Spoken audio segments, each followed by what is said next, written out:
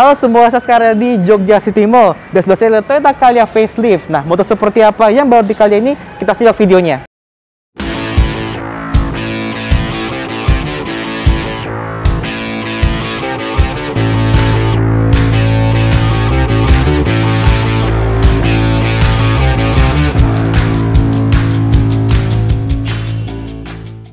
Nah, tahun ini Toyota meluncurkan Calya facelift, tapi memang ubahannya tidak signifikan seperti versi 2019. Kalau yang versi 2019 itu, dia memang ubahannya cukup banyak, dari lampu, grill itu semuanya ganti dengan model yang baru. Tapi di versi yang 2022 ini, memang ubahannya hanya di bagian motif grill ini. Pertama-tama memang di bagian motif grill ini yang bagian atas diganti menjadi bagian yang lebih sporty. Nah, aura sporty ini juga kelihatan di bagian lampu LED-nya. Jadi memang lampunya tetap menggunakan LED, semua varian menggunakan LED, tapi dengan bagian atasnya menggunakan automatic smoke seperti yang beri kesan yang lebih sporty lagi. Juga ada fog lamp juga, dan karena tidak sebuah SCGC maka dia memakai logo khusus yang berbeda dengan Toyota lainnya. Kenapa? Karena memang dalam SCGC itu salah satu peraturannya adalah harus menggunakan identitas lokal. Nah, dan juga bagian sampingnya ini memang tidak ada perubahan sama sekali kecuali di bagian peleknya yang memang sekilas sama, tapi kelihatan ini merupakan desain yang baru total, yaitu alloy wheel seperti dengan ukuran 14 inci seperti itu. Nah, untuk bagian sampingnya memang kali ini memang nggak seperti Datsun Go Plus dulu ya, dimana kalau Datsun Go Plus dulu kan seperti Datsun Go yang dipanjangkan. Nah, kalau yang kali ini memang dia dibikin berbeda total seperti MPV yang pada umumnya. Nah, sekarang kita menuju ke bagian belakangnya. Nah, di bagian belakang sini memang sama sekali tidak ada ubah kecuali di bagian atas itu, karena dia antenanya sudah menggunakan model Philips atau Sharpfin. Nah, tapi setelah itu tidak ada perubahan sama sekali. Dia memang desain belakang itu memang terlihat agak rata, isinya tentu benar-benar mengetop. Untungnya Toyota tuh kasih semacam ada ornamen lampu kayak memajang dari samping sini, dan serta dia ada ornamen chrome. Ini sebenarnya chrome, tapi dia dibikin lebih gelap sini, beri kesan yang lebih elegan namun juga sporty. Dan sini juga ada emblem Astra Toyota The Calya, karena ini adalah sebuah SCGC yang harus menggunakan nama lokal seperti itu. Nah, sekarang kita coba buka bagasinya. Ini memang walaupun ini sebuah MPV kecil, tapi memang bagasi itu tergolong cukup besar kalau dibandingkan dengan kompetitornya seperti Datsun Go Plus yang dulu. Karena memang seperti saya katakan tadi, ini Datsun Calya ini memang sudah diciptakan dari awal sebagai sebuah MPV, bukan seperti hatchback yang dipanjangkan ya. Jadi bagasinya juga cukup besar untuk sebuah MPV yang kecil seperti ini. Kalau masih kurang besar, kita bisa melipat lagi jok belakang, tapi memang dia tuh nggak bisa dilipat 50-50 seperti kayak MPV sekarang. Jadi kalau mau ngelipat harus melipat semua jok belakang ini, dan kita juga bisa lipat jok yang bersih ini, sehingga memang dia belum bisa rata-rata lantai seperti kayak MPV zaman sekarang seperti itu. Nah, sekarang kita menuju ke bagian interiornya. Nah, sekarang saya ada di interior dari Toyota Calya facelift. Memang layout dashboard memang tidak ada perubahan sama sekali. Yang berubah itu hanya di warna interior saja.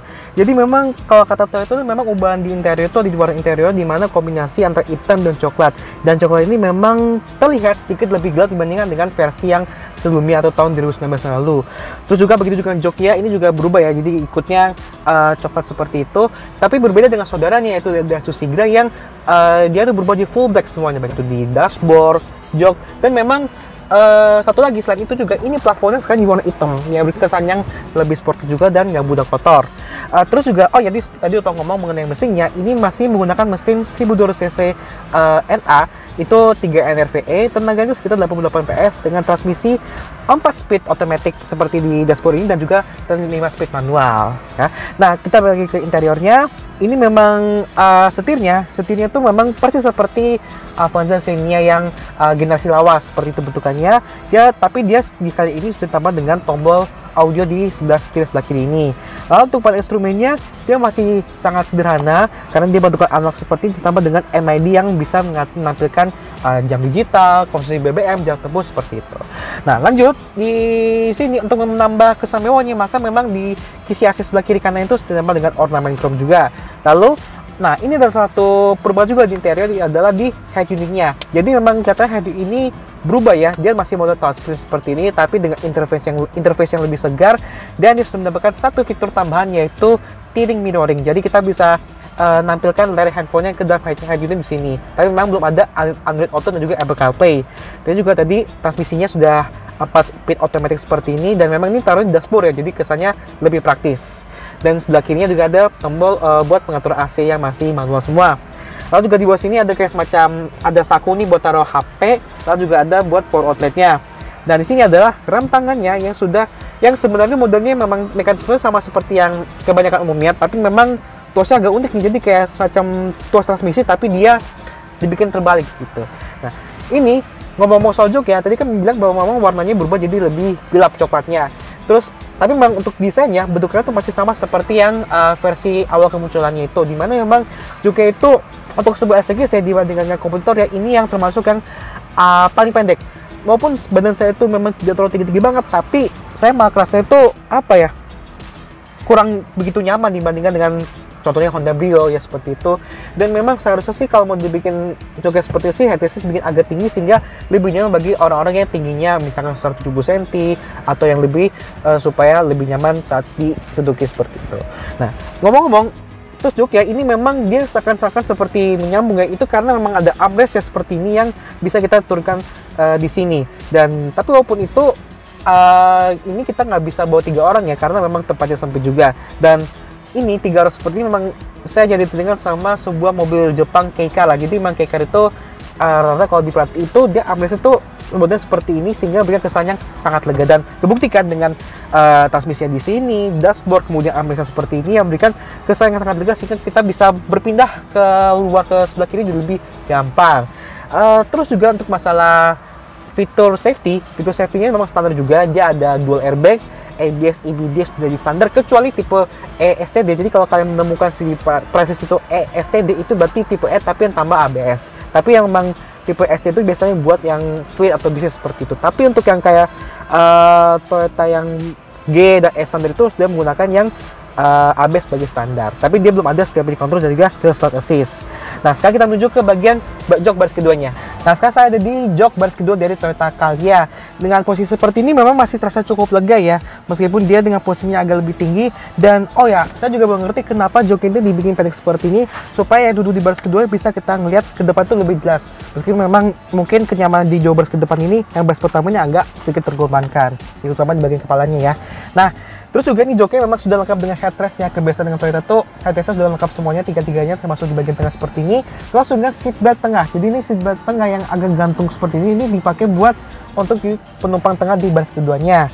Lalu juga, nah ini yang salah satu yang baik bicara mengenai Calya Sigra adalah ini. Jadi ini si AC belakang yang bukan double blower seperti MPV pada umumnya, tapi ini adalah berupa air circulator atau kipas angin atau bahasa awamnya ya. Jadi memang air circulator ini fungsinya itu lebih kepada untuk mengalirkan AC yang di depan sana untuk supaya lebih cepat ke area belakang. Dan mungkin ini adalah solusi terbaik daripada nggak ada sama sekali untuk sebuah MPV yang kecil, murah seperti ini. Nah, terus juga tapi memang katanya kelasnya beda banget ya, apalagi karena sekarang udah plafonnya udah full black di Calya terbaru ini. Terus juga di bagian sini, bagian depan jok, dia ada dua buah kantong jok, dan di bawah sana juga ada power outlet untuk ngecas gadget atau HP. Nah, di sini juga bagian dottingnya, ini juga modelnya tuh sederhana tapi cukup praktis karena dia taruh cup holder itu dia taruh di bagian jidat dengan armrest, sehingga kalau mengambil kayak minuman air mineral itu lebih gampang. Nah, sekarang kita menuju ke bagian jok baris ketiganya. Sekarang saya ada di jok baris ketiga dari Toyota Calya, dan jujur aja untuk posisi seperti ini memang agak kurang begitu nyaman seperti MPV yang kelas LTV kayak Avanza, Veloz, X1 dan segala macam. Memang karena ukurannya kan cuma 4 meter kecil ya, jadi secara ukuran tuh memang tidak bisa diharapkan. Apalagi juga ini headroomnya kan pendek ya, dia kan MPV kan juga rada pendek sehingga ya memang ruangnya itu cenderung terbatas dibandingkan jok baris kedua, apalagi di depan sana. Tapi memang kalau dibandingkan dengan kayak Datsun Go Plus itu ya ini jauh lebih proper ini dibandingkan Datsun, karena memang Datsun itu kan konsepnya kan 5+2, sedangkan yang Toyota Calya ini memang dia konsepnya itu dari sebuah MPV yang bisa menuju penumpang, meskipun ya memang dengan kompromi seperti ini.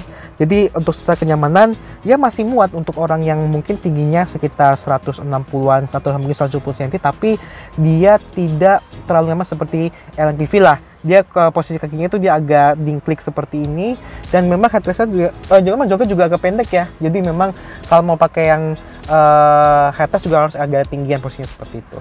Nah, tapi meskipun begitu dia juga masih ada tempat penyimpanan cukup lengkap seperti buat dua buah cup holder seperti ini, dan ada tempat buat HP lah ya, dan juga ada seatbelt yang lengkap sampai jok versi 3. Dan ini seatbelt ini lengkap, maksudnya yang seatbelt 3 titik, karena memang kalau di Sigra itu dia ada seatbelt juga di versi 3, tapi dia model 2 titik.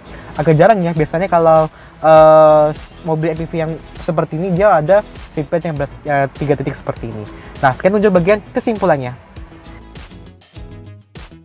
Oke, jadi kesimpulan mengenai Toyota Calya Facelift 2022.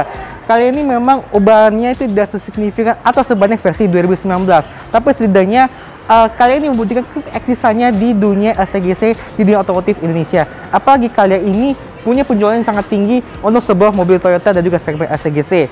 Nah, kali ini bisa alternatif buat kalian yang pengen beli MPV Toyota tapi dengan harga terjangkau dan juga fitur yang cukupan. Jadi review mengenai Toyota Calya Facelift 2022.